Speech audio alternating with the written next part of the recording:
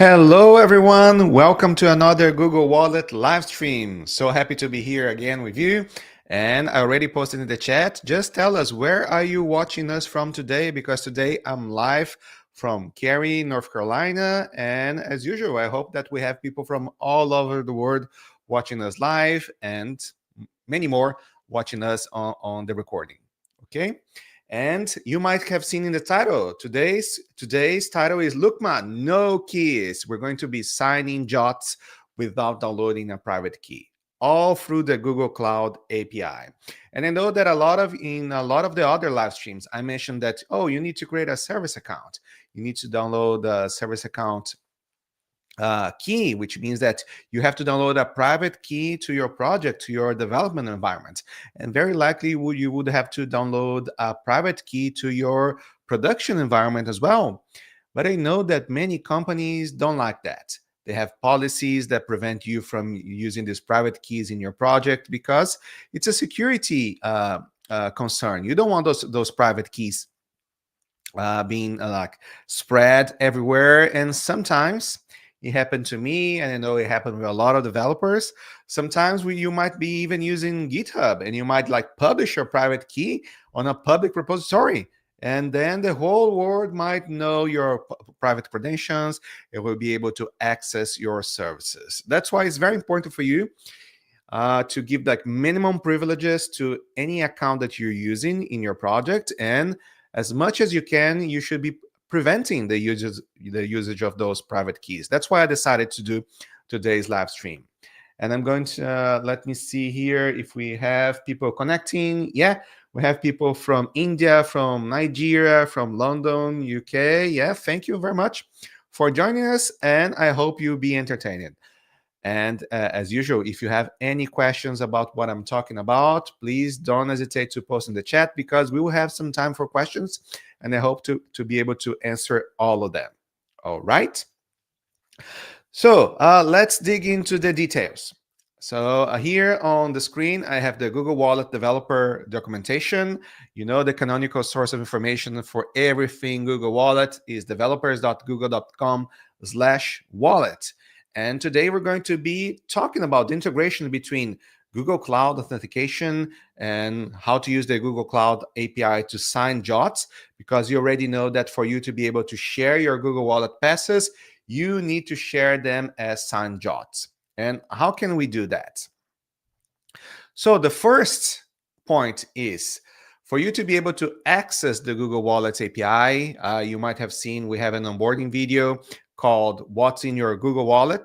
And you might be aware that you need to create a service account. So now I'm showing you the Google Cloud console. And here, if I just type here in the console, service account, you see that the first search result is service accounts. And I click on that, and I'm directed to this page. And you might have noticed that I already created a service account for this presentation. And is this one, Lukma, no keys. It's this service account. And the interesting part of this particular demo that I'm going to show you today is that if you scroll here and you look at the key IDs that we have for the project, we have no keys. I generated no keys for this particular demo, for this particular service account. And we're going to be using this service account for today's demo. And I'm going to be signing JWTs without a private key in my computer. Okay. So I already have this service account email. And if we go here to the second part required for you to use the Google Wallet API, is you need to go to the Google Pay and Wallet Business Console. You go to the users menu, and you add that service account as a user of the Wallet API. Okay, I'm going to zoom here. You can see that it's the same email, Lukma, no keys, and I have developer privileges for this particular account. Okay, so we are connected. I have a service account that I'm going to use to share signed JWTs of the Google Wallet API, and I have that account authorized in the Google Pay and Wallet Business Console. That's all that I need to tie both. And it's the same process for other Google Cloud APIs as well. But here I'm showing specifically for Google Wallet. Okay, so we already have that. And now the second part, the third part actually, is you need to give privileges to your service account. How can you do that? So I need to tell the Google Cloud Console to give, oh, I want this service account that I just created. I want it to have the privilege. I want it to have the role of being able to sign JWTs. How can I do that? For me to be able to do that, I'm going to go through IAM. And remember, I'm doing it the simplest possible way.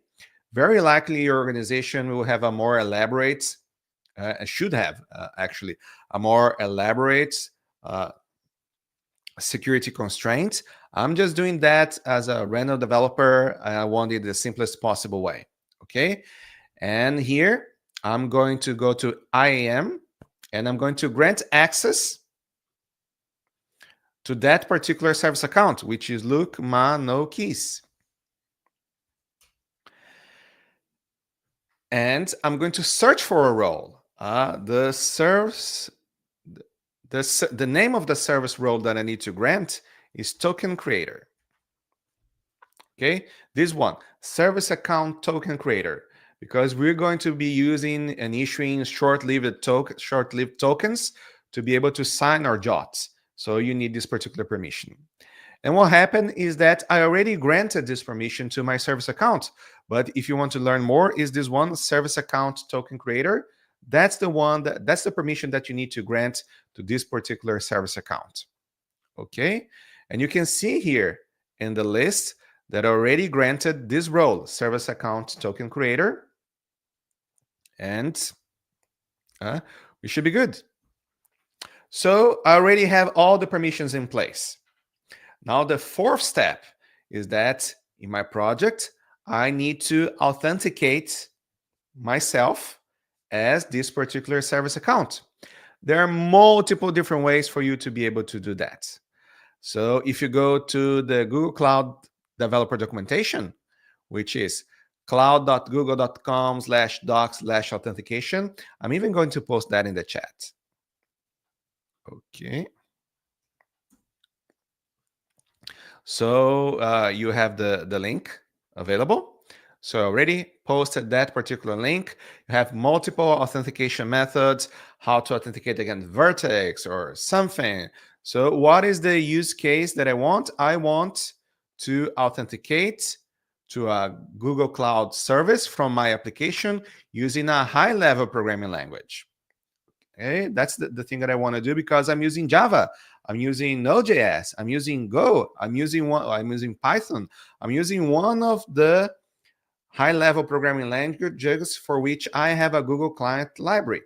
For Wallet in particular, we support 10 different programming languages and platforms. So you should be good for most of the use cases. But just in case you're rolling everything by yourself, you want to do it differently, you have other options here in the documentation. So please go through the options and choose the best one that fits your particular project. And once you do that, you can set up your application credentials. You can go through everything. And I'm not going to dig through the authentication options because it's the topic for another live stream, because you have a lot of different options. And I'm sure that the Google Cloud folks would be more than glad to be able to explain that to you even better than I would. So I'm going to stop here and just tell you that you need to authenticate yourself. Okay, what I did here, I logged in with the G Cloud console in my computer because this is a development environment. Very likely when you're using it in production, you would, for example, get a workload. For example, you're running on Kubernetes, you're running on Google Cloud Run. You would ask your workload you would add a particular service account role to your workload running on Google Cloud. You could even use workload identity federation just in case your workload is running on a different cloud. You're running your workload on Amazon, on Azure. You can read more about that.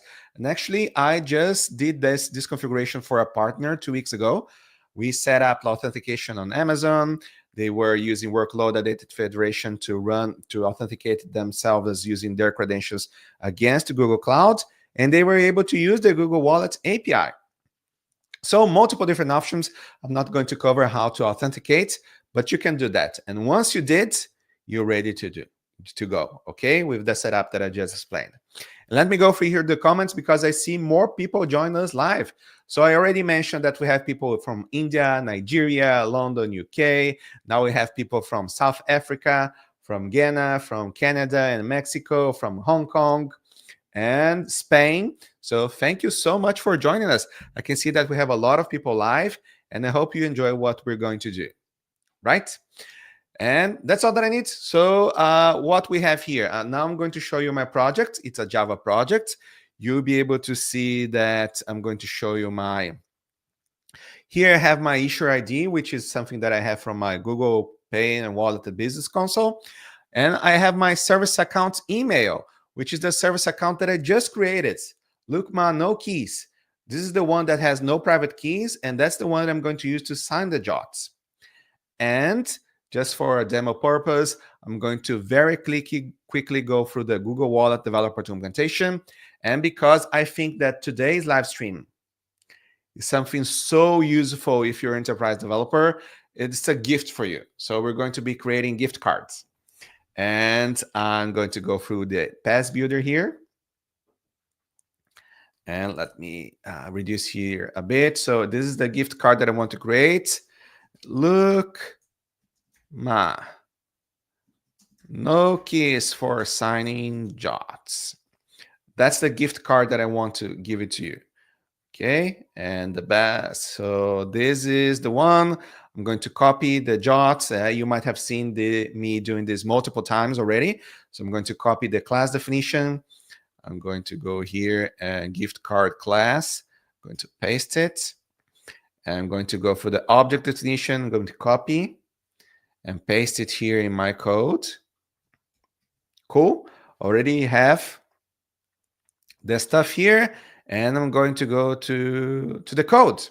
So what changed here from the code that I usually use when I'm doing demos? Because in previous codes that I shared, I've always been using the classes from Auth0 to sign the JWT. So I would give the library my private key from my service account.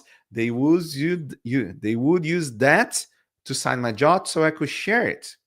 So what is the novel way of doing? What's the maybe best practice for security? Because you don't need to have like private keys in your computer. How can we do that? So now I'm using the Google Cloud Client Libraries to be able to sign the JWTs. And I had to add another dependency to my project, which is this one. Is the Google Cloud IAM credentials. So this one that I'm showing you here, if you're a Java user, you have the artifact ID, the group ID and the artifact ID, com google.cloud, google-cloud-iam credentials. As of today, the latest version that I could find is 2.59.0. And once I did that, I added the dependency to my project, so I'm able to use those classes to sign my particular project. And while I'm seeing the comments, oh, now we have people from Colombia, from Ecuador, from Uzbekistan, from Tashkent. Yeah, thank you for joining us. Lots of people interested in security today. And that's the dependency. So let's go back to the code. The code is this one. So once I added these dependencies to my project, I can create the JWT and sign it. So you might have seen that in other sample codes that I shared, I was always creating a hash map so we could create the structure of the JWT and sign it. If you added the client library, now we have a new class, which makes the process even easier. So I created a JSON Web Token.payload.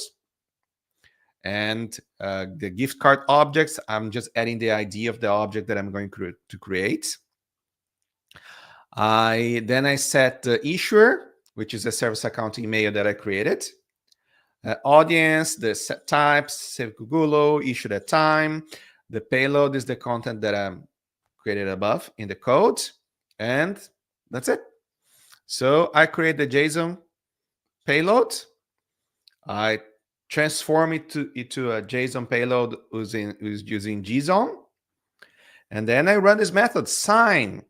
This is where the magic happens. And you have a client library for that. So you don't have to be creating the code by yourself. You just use the Google Cloud library. And I use this one, IAM credentials client. I'm going to call that. And we have this class, sign JWT requests. Very well. I think we can relate, right? And the name, it needs to be one. You can go through the documentation, but you need to follow this particular format: project /-- service account / and the name of your service account. Luke Mano keys, the one that I created. Add all delegates can be an empty list. Payload is the JWT that I want to sign, and build. Once I have this request, I just get the IAM credentials client and ask it to sign the JWT. And it's going to be returning to me the full JWT already signed. And better than that, already encoded in basis 64. Remember, in some other clients, you have the signed JWT, but you might need to transform it to base 64. Here already have it in base 64, which means that I can add that return, that return from the method directly to my add to Google Wallet link, which you might be aware already needs to be on this format. I just have pay.google.com/gp/v/save and the signed JWT. So this is what the code is working. All it's doing is invoking this method from the IAM credentials client from the Google Cloud Library and asking it to sign the JWT. Because the hard part I already did. I already created a service account, I already granted the permissions, I already authenticated myself against it in my project, and I'm just simply using the API. And the magic's gonna happen. Let's run it. Well, actually, my project is already running. So what I need to test now is, let's go here to localhost 8080/JWT. And I'm calling the Google Wallet API. I'm inserting the gift card class and object, or updating if I already had one. And I'm invoking the Google Cloud Library to sign the JWT using the Google Cloud API instead of trying to sign it locally here in my computer.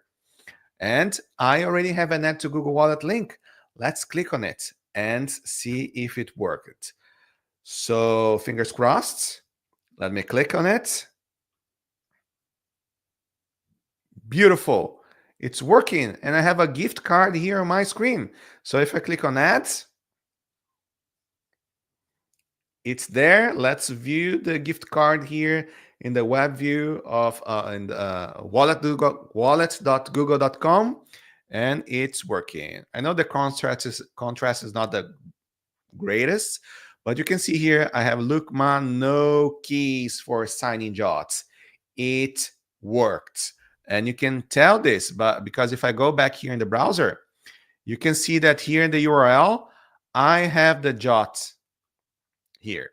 And just to prove it to you that it's really happening, I'm going to get the JWT and I'm going to jwt.io. I'm going to paste it here so you can see happening.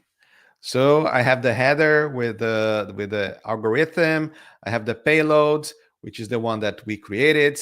The payload is super small because it has the issue here, which is, you can see, look, Mano keys. This is the service account that I created today. I have the payload, which is super small. I have the signature, which, by the way, is here. Okay, and it's done. It's working. So yeah, that's the demo that I had to share with you today. If you have any questions, please post them in the chat, but I have to give you some considerations. When you're using the Google Cloud API to sign your JWTs, what's happening is that Google Cloud is using their own is generating and using their keys and managing that keys for you. So it's better for your security because you don't have to manage that. Nobody from your organization needs to manage those private keys. So everything is managed by Google Cloud. And because you're doing that, Google Cloud chooses a specific policy for issuing those keys. So each one of the signed JWTs that you're sharing is going to be valid only for 7 days, 168 hours, which means that if you're signing a pass to your user will need to consume that link in 7 days, 168 hours, or else when the user tries to use that link will have expired. So they will have an error. They'll say that, yeah, signature is invalid. The link is invalid because the signature has expired, which means that you should only be issuing your signed JWTs, your Add to Google Wallet links when your user is ready to click on that. And just in case the user requests again, they didn't add the pass for some reason at that moment. When the user requests the pass again, you should be generating another link for the user, a fresh link with a new signature. So the user can actually go there anytime they want, click, and make it work. Okay? And anyway, it's a good practice. Most of the times, JWTs should be short-lived. So you shouldn't be issuing JWTs that are valid for 1 year, though a lot of people do that. So it's a security best practice for you to limit the lifetime of your signed JWT. So that's a consideration that you need to have. So if you're issuing JWTs that were long-lived, you had like private keys that will last forever, like 10 years. You shouldn't be doing that, but I'm not judging. A lot of people do that. So if you're doing that, you need to change how your system works, because now your JWTs, the JWTs that you're sharing, are going to be short-lived. The signature is going to last only for 7 days, which is a best practice. Okay. And that's the demo that I had to show you today. And now let's go to the questions. And oh yeah, I see some people joining us from Mexico, Dominican Republic now. Thank you so much. Let me see if we have some comments here. Yudai is saying that they're building a cross-platform application. I'm building cross-platform application. I'm able to list cloud resources from Google Cloud. How should we use the same SSO on different clouds and list those resources? Well, Yudai, what we have SSO, single sign-on, is another security concern. Okay, single sign-on means that you can use the same credentials to authenticate in both clouds. For example, Amazon and Azure and Google Cloud. But I don't know if it's a best security practice because I'm not a security person. I have some experience because I've been doing enterprise cloud development for ever since Amazon was in public beta, and I'm doing enterprise software in the past 25 years. But I'm not a security expert. I'm a software developer. And I don't know if that's the best approach for you to do that. What I recommend and what I've seen a lot of companies doing is that, because in these enterprise companies, what they already have their authentication infrastructure. Okay, so they already have the credentials, and it's already running on Google. It's already running on Amazon. It's already running on Azure. It's already running in the internal Active Directory server. So they're ready, and they don't want to duplicate the credentials. Single sign-on would be nice, but then you would have repeated credentials all over the place. What usually most companies do is that they have just one point of authentication, and they use identity federation to be able to cross-authenticate those credentials between clouds. That's usually what they do. So you'll log it in on Amazon, and then you tell Google Cloud, or the opposite. It works like in any way you configure that. Your credentials are on Amazon, and you tell Google Cloud, you can trust the credentials from Amazon.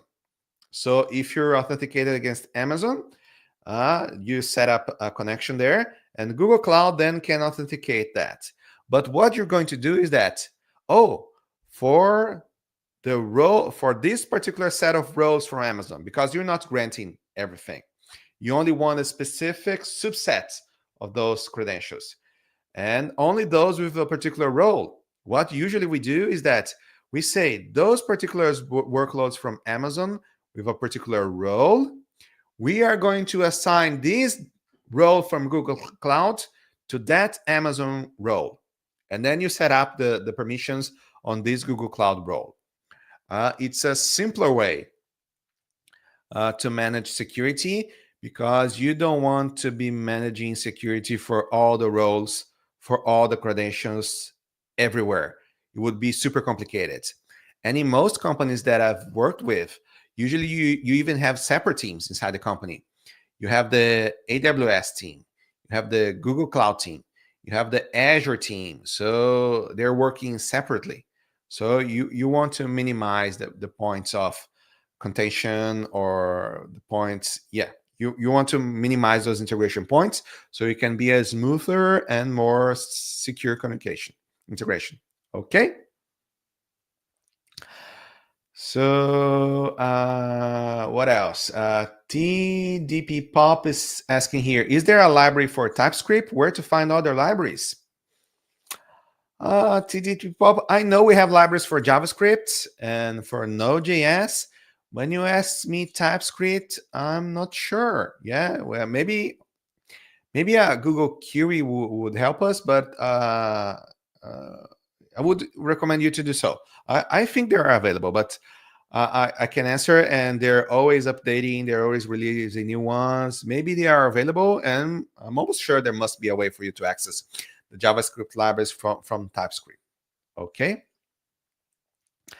And let me see. Techverse is asking here, what are the recommended best practices for managing JWT signing with Google Cloud APIs in a production environment? Okay. Techverse, again, I'm not a security expert. I can only say what I've already used. What you can do is that once you deploy your code inside a Kubernetes or a Google Cloud run environment, you can attach a role to the workload running on those environments. Okay? If you did that, you can give the permission to that particular role. Also, I read that it's possible for you to use workload identity federation for these particular workloads as well. Okay, and that's all that I can say. Don't trust me for security advices. I recommend you to talk to an expert, but I did it in the past and it works. That's all that I can say. It works. It's possible. If it's a best practice, I don't know. Okay, talk to your security guy, because that's the best approach here. Let's see. Daily Prep says, hey, I'm learning about Google Cloud as a student at 17. Could you suggest some where the stuff I should focus? It's a lot. It's cloud it's a big area. Okay. And you could focus on security. As a software developer, I'm focused on how can I run my applications on Google Cloud. Okay. So that's what I've been doing since 2009. So 16 years already. Okay, but cloud is big. What I recommend you is to connect to one of the Google Cloud developer advocates, for example, and they will be more helpful to point out what are the very interesting areas. Of course, people are using AI in Google Cloud these days. I'm a developer relations engineer for Google Wallet. That's another thing. But I've always deployed applications on Google Cloud and other clouds. So that was where I focused my career. I can see that it's a good path for you, but I can't tell what is the best one for you. So I suggest you to talk to more people. But deploying applications on cloud, of course, is a big area. You can be successful doing it. And Daily Prep also says, how does Google Cloud compare to AWS and Azure in terms of pricing and performance? Google has the policy, and I personally also have the policy that I don't comment. I usually don't compare like uh, our product to other products. I don't think it's a good thing to do. I can tell you reasons why Google Cloud is a good fit for your particular use case, for your particular problem, for your particular company, and I let the people gather the information so they can judge that by themselves. I can tell that Google Cloud is a good option. I don't know exactly your workload, so I can tell if it's the best option, but I encourage you to learn more about all of them. It's always good to have this kind of information so you can decide by yourself if Google Cloud is the best fit for you. I totally believe that Google Cloud is a very good fit, and it's a perfect fit for many, many different use cases. But I'll let you decide on that. Okay. Uh, Techverse is asking us, how does signing JWTs with the Google Cloud API differ from traditional private key-based signing? Techverse, I think the major benefit of using the Google Cloud API to sign the JWTs is that you don't have the security concern of having to download private keys, because private keys can be lost, private keys can be shared, private keys can be made public. If you have a private key, you need a team managing those private keys, because they need to know when the private key was issued, when it expired, uh, who has access to that, has it been compromised. So it's almost a full-time job for you to be managing those private keys. Okay, so I think it's a best practice for you to not have those private keys. So that's why that's why I think this method is recommended for a lot of different use cases. Okay, and it happened to a partner last year. They had a system in production. They were signing the JWTs with a private key. They were releasing that to their customers, and suddenly, from one day to the other, it stopped working. And they were desperate because it wasn't working. And we have like customers complaining all over the world because it's not working, and they need your help to solve this issue. And I was trying to check everything. Oh, it seems fine. Yeah, I don't see any issues with your code. You're calling the wallet API. The JWT seems to be fine, and I need to ask some help from the Google Wallet engineering team, until one of the engineers told me that, oh, their private key expired. That's why all the JWTs that they're using are failing. And oh, the key expired. We didn't even know that it would expire. We didn't even know which date it will happen. Well, now you need to add to your company. Now you need to manage those private keys, both for security and both for expiration, because it's a production concern as well. Okay, so that's why what I shared with you today, it's a good thing for you, for your project, for your company. What else? Okay. I think, I think that's all we had regarding the JWT signing the Google Cloud APIs. What I can tell you is that thank you so much for joining us live today. Remember, about every 2 weeks, we have a new Google Wallet live stream. We're always trying to create content that is relevant, that is useful for you. If you go to the Google Wallet developer website, let me share here in my share my screen here again. So here I have the documentation. If you go to the top of the screen, you have events. If you click on that link, you'll be able to see the upcoming events, the past events, the upcoming and the past events, all the content, all the live streams that are already shared, events both in person and live. I apologize because the past weeks have been crazy. I've been doing a lot of stuff, and I didn't have the time to update this live stream to this page. So that's probably why some of you missed it live and you'll be watching like the recording. But I promise that I'll keep this one up to date for the upcoming ones, right? So if you want to learn when is the next upcoming live stream, go here, developer documentation events, and follow us on social media. We're always sharing what's happening, and stay tuned. Thank you so much for joining us today. I hope you enjoy the content. I hope you start signing jobs with the Google Cloud API so you don't have to download private keys to your computer, to your machine, to your environment. And hope to see you soon in our next upcoming Google Wallet live stream. Take care. Bye.